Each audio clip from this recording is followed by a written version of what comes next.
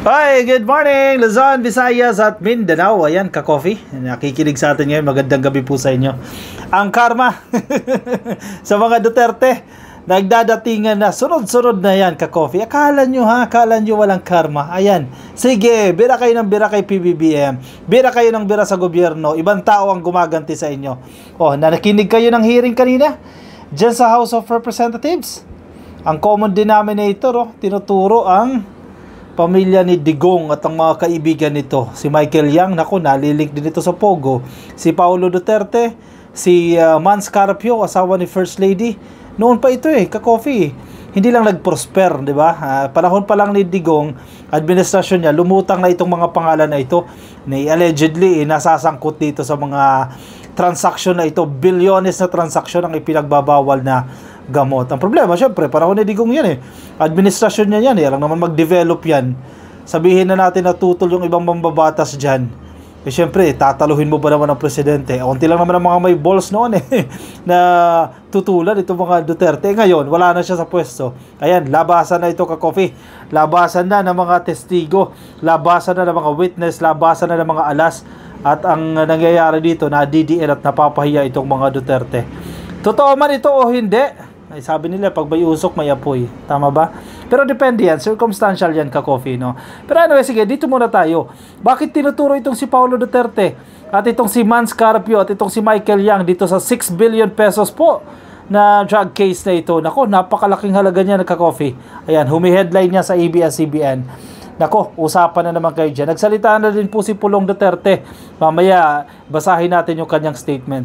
Siguro nare-realize nila ngayon yung pinaggagawa ninyo kay PBBM. Sige, let's assume Let's assume na hindi totoo yan. Igawain nyo din yan Nang side nyo, yung may isog rally, di ba? Kahit hindi naman totoo, pinipilit yung totoo. Bumalik yan ngayon sa inyo. Let's say hindi totoo yan, yung sinasabi ng witness nila. Star witness daw nila, na dating empleyado ng customs. Let's say hindi totoo yan.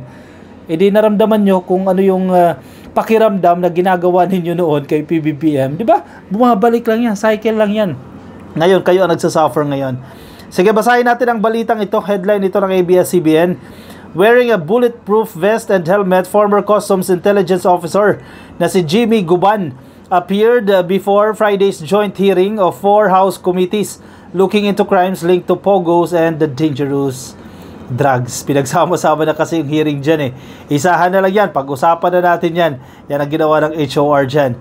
Guban previously appeared in a 2018 hearing of the Senate Blue Ribbon Committee linking former Police Colonel Eduardo Asierto to the shipment of magnetic lifters na nagkakahalaga po, na naglalaman po ng 6 na bilyon na halaga ng ipinagbabawal na nagamot dyan po sa Manila Port in the same year. 2018 yan, ka-coffee. Sino ba nakaupo niyan? 2018, panahon ni Digong. Kasi kung sino-sino, kung putyo-putyong tao lang, hindi magpapasok ng ganyan kalaking shipment. 6 billion pesos. Imposible. Walang TENGA na ordinaryong Pilipino na maglalakas loob ng walang exit plan magpapasok ng halaga 6.7 billion. Merong taong malaki dyan, may napakalaking tao na pumurotekta sa kanila dyan at nagbigay ng go signal. Sige, ipasok nyo na yan. 6 billion ka-coffee. Imagine mo 6 billion yan. At itinago nila yan sa magnetic lifters. Headline yan noon Hindi nyo nakakalimutan yan. Yung magnetic lifters na yan. Diyan tinago nila yung pinagbabawal na gamot na yan. 6.7 billion pesos ang halaga niyan. May nagmando dyan. Kaninong administrasyon ba dyan? Sino yung nagbigay ng go signal dyan? Malalaking tao yan at connected kay Digong yan. Tayo'y tiyak na connected kay Digong yung mga tao na yan na naglakas ng loob na ipasok yan napakalaking shipment. Guban changed his tune on Thursday, telling the House Quad Committee he was threatened after he was cited in contempt by the Senate. Actually, yan din yung pinupunto dito ni Pulong Duterte, yung pagkaka-cite in contempt nito ni Guban. Kaya kine-question nila ang credibility nito ni Guban.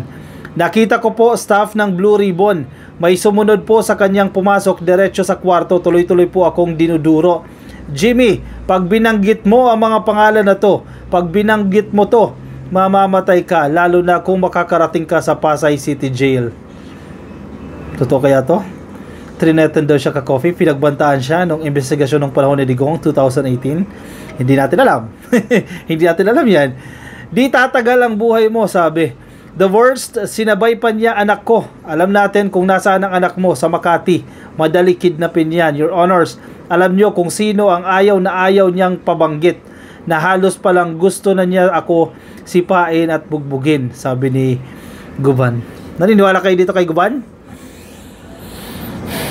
Ano, sige, comment kayo dyan kung naniniwala kayo. Mamaya sabihin ko kung naniniwala ko. Hindi.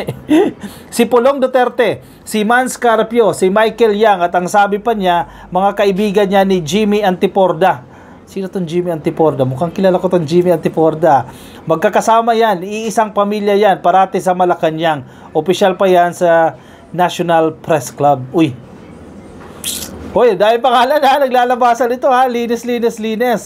Pulong is Davao City Representative Paulo Duterte, son of former President Rodrigo Duterte. Si Mans, ang asawa po ni Vice President Sara Duterte, at si Michael Yang, who serve as Presidential Economic Advisor to Duterte. Siguro, iniisip nila, malaking transaction yan 6 billion pesos ekonomiya yan. Makakatulong siguro sa ekonomiya. Kaya problema, nakakasira yan sa maraming buhay ng Pilipino. Yung 6 billion na halaga na yan ay pinagbabawal na gamot. Siguro, kung totoo man ito, iniisip nila, economic activity yan. Magbibenta na ko. Ewan ko sa inyo dyan ka coffee. Si Michael Yang, yung kapatid nito, na-involve na rin yan sa Pogo. Ngayon, di ba, nililink din tong si Michael Yang sa operasyon ng Pogo na yan. Medyo marami-raming kailangang harapin itong si Michael Yang. Pero syempre, hindi ito nagpapakita. Nagtatago na ito ka coffee, no? Guban identified a certain Paul Gutierrez as the one who allegedly made the threat. Gutierrez is currently Executive Director of the Presidential Task Force on Media Security. Yes, nasa Malacanang pa ngayon. Guban added he was later told by an NBI official to link former Senator Antonio Trillanes to the shipment, but he refused. Ay, grabe ito ha. Iba-iba lang na to ha. Iba-ibang tono to ha. Kaliwa kanan. Okay, umaatras na mga testamento. A business dummy, Guban said, was named as consignee of the cargo. Siyempre, kung mautak ka na sindikato ka dyan, di ka naman talaga gagamit ng sa inyo yan na consignee ka doon sa delivery o sa shipment na yan. Siyempre, gagawa ka naman ng mga dummy. Basic naman yan Kami po ang nanghuhuli. Ano ang particular na batas na bina-violate ko? Conspiracy to import or yung grand conspiracy na linisin ko ang pangalan ni First Family at si Michael Yang para pagsalitain po ako at papirmahin na ang kasama doon sa importation isang politiko na kalaban nila na hindi ako pumayag dahil sabi walang alam yan, he said. Ang problema dito kay Guban, syempre atras abante siya sa statement niya, di ba? And then may dahilan siya na binawi, etc. To be fair din naman, and my honest take on this, questionable din ang kanyang credibility. Hindi dahil tinuturo niya itong mga Duterte, hindi tinuturo niya si Mans Carpio o kung si Pulong Duterte, but syempre you have to establish a good credibility. Kasi yan din magiging batayan mo Kung atrasabante ka, parang Morales din ang datingan dito ka coffee. Regardless, bumabalik yan sa mga Duterte ngayon. Kung ano yung ginagawa nila kay PBBM, bumabalik sa kanila. So, yes, sabihin natin manalo sila sa kaso na yan kasi itong trial na ito by publicity naman ang nangyayari. Negatibo sa kanila yan. Nakaka-apekto yan sa performance, sa rating, nakaka-apekto yan sa perception ng tao sa pamilya nila. And eventually, hindi sila mananalo sa eleksyon dahil sira ang reputasyon nila dahil sa mga aktibidades na ito. Diba? Negative pa rin yan ka coffee. Which is karma ito sa ginawa nila kay PBBM. Karma ito sa ginagawa nila sa administrasyon. Marami naman talagang gusto nila trial by publicity din. Hindi nga lang sa House of Representatives. Diba? Sa social media. Yung kakamaisog-maisog nila, ang problema, hindi effective yan. Ngayon, HOR ito All eyes Sirang-sira ang pangalan nila dito. Anyway, sige, basahin natin. Ako ay naniniwala sa statement ni Jimmy Guban. Bakit po? Itong si Small is very close. Councilor po ito sa Davao. And he is very close to the personalities na binanggit ni Jimmy Guban. In that note, I really believe his statement, said Representative Johnny Pimentel, 2nd District, Surigao del Sur. Hindi rin naman natin sinasabi na nagsisinungaling all throughout itong si Guban. May posibleng statement siya na totoo, may posibleng hindi rin. So, kailangan masuri pa yan. Guban had formally recanted his earlier statement linking Asierto before the Manila Regional Trial Court last year where he was convicted for violating the Comprehensive Dangerous Drugs Act. He is now detained in the Bureau of Corrections while his appeal is pending before the Court of Appeals. Appearing in the committee, Guban asked for immunity from prosecution. Syempre, isipin niya na lang din sarili niya. Nililigtas niya na lang din ang sarili niya dito. And be placed under the custody of the House of Representatives and the government's Witness Protection Program. The House Quad Committee granted Guban's request to be placed under their custody. Bucor Chief Gregorio Katapang personally guaranteed Guban's safety while his papers are being processed. Medyo complicated ito usapin na ito, ka-coffee ha. Siyempre si Guban thinking to save din yan thinking strategies to save himself. Diba? Medyo mapaglaro ito ha, malaro ito ka-coffee ha. Quadcom lead chair Representative Ace Barber said the House committees will still have to weigh Guban's credibility even as the House granted Guban's request to apply for the Witness Protection Program. In fairness dito kay Barbers, okay to si Barbers ha. Ito yung anak ng dating senador di ba? Si Barbers. In fairness, okay ito. Ganyan din ang sentimiento ko diyan ka-coffee, no? Hindi ibig sabihin na against siya sa mga Duterte, hindi ibig sabihin na ini-inflict niya itong mga Duterte ay totoo na yung kanyang sinasabi. We have to be fair din dito.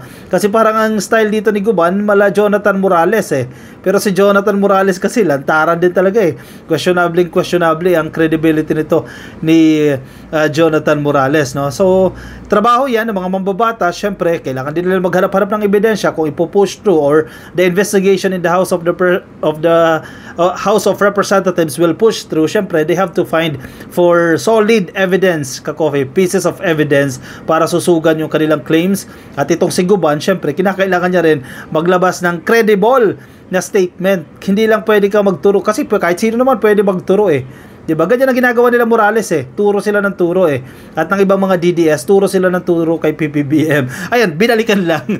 Gumanti na sa kanila. Not necessarily true, pero karma sa kanila bumabalik sa kanila yung mga ginagawa nila. Di ba? Sabi nga sa kasabihan, kung ayaw mong gawin sa'yo, wag mong gawin sa iba. Ayan ang nangyayari sa kanila.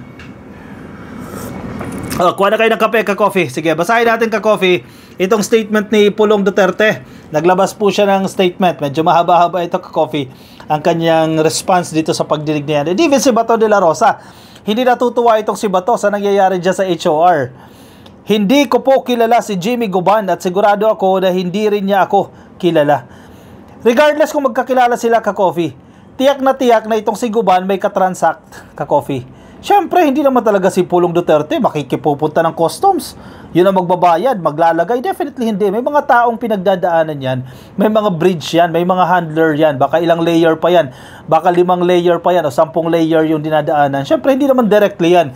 Pulong Duterte to Jimmy Guban, common sense naman yan. Hindi maggaganyan yan. May mga layers na dadaanan yan.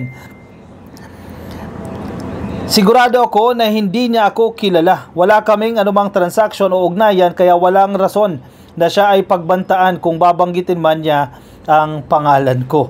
Nais ko pong ipaalala sa taong bayan na ang salitang star witness ay humahalimbawa lamang sa mga taong nagsasalita ng katotohanan lamang at may kredibilidad. Regardless kung star witness yan o hindi, nakaka-damage yan sa reputasyon ninyo. Hindi po si Jimmy Guban ang taong yan sapagkat siya po ay ini-contempt na ng Senate Blue Ribbon Committee dahil sa kanyang pagsisinungaling. Klaro po na walang kredibilidad ang taong yan at walang basihan ang kanyang mga sinasabi noon pa man. Kaya di ko po alam kung bakit bigla na siyang naging star witness. Nais ko din po sana makita ang kanyang sinumpaang salaysay upang mapag-aralan din namin ng abogado ko. Yan po ang statement dito ni Davao City 1st District Representative Paulo Duterte. Nako, medyo inuulan ng mala sa mga Duterte ngayon Kaya mga DDS ngayon, kinakailangan nila magdoble kayo dyan para ipagtanggol itong mga Duterte.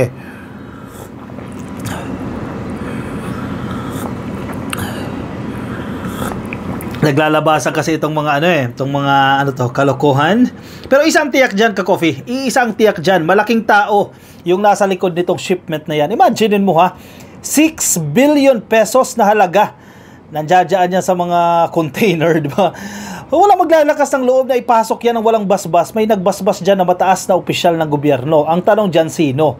Yun nga lang, medyo maganda-ganda ang pagkakatrabaho nila dyan, kaya hindi matukoy-tukoy kung sino yung tao na yan. Pero definitely, may connection yan kay Digong. Hindi maglalakas ng loob yan ng walang kapit sa taas. Kung hindi man si Digong or kung sino man, hindi gagalaw yan ng walang kapit.